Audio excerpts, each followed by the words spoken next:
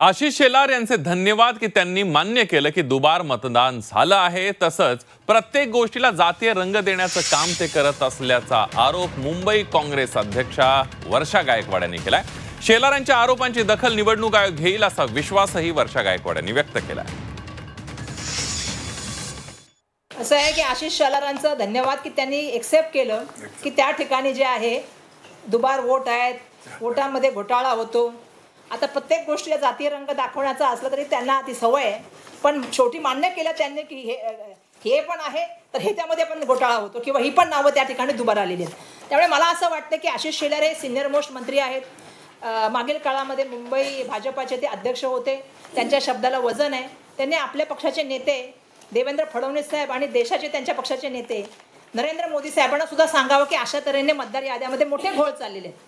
म्हणजे आज आपल्याला कळलं की राज्याच्या मुख्यमंत्र्यांना जी माहिती नाही ते आशिष शेलारांकडे माहिती आहे, आणि मला अपेक्षा आहे की आशिष शेलार ही माहिती राज्याच्या मुख्यमंत्र्यांना कळवतील, देशाच्या पंतप्रधानांना कळवतील आणि येणाऱ्या दिवसामध्ये आंदोलनामध्ये पण ते सामील होतील आणि